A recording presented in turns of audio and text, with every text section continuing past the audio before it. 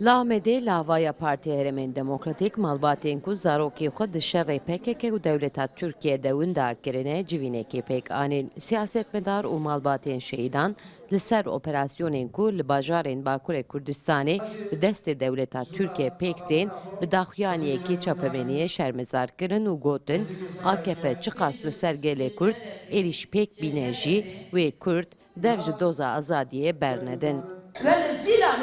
قطعاً چکر و بون نکار خرابی و دیسا روبوسکی قطعاً چکر و بون نکار خرابی اما انزدیانی با دوزک مروتی با دوزک انسانیتی با ناقدی یان امی وقتی گلی جهانی به هر آزاد جیان بکن یان جی امی جیانی وان جی حرام بکن.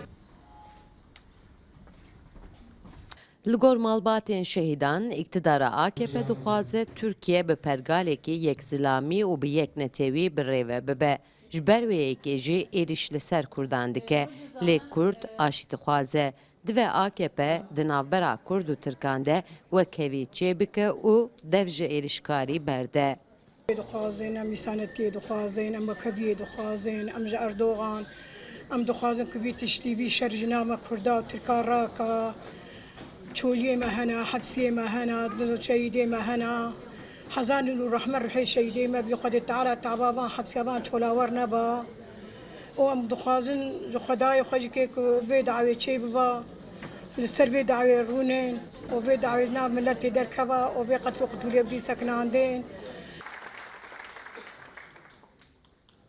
Ji aliyê din operasyona artêşa Tirkiye ji hefteyekê zêdetir li çiyayên navçeyên Amedê didome. Civîna malbatên şehîdan jî piştî daxuyaniyê çapemeniyê bi axaftin û bi guftgokan berdewam kir.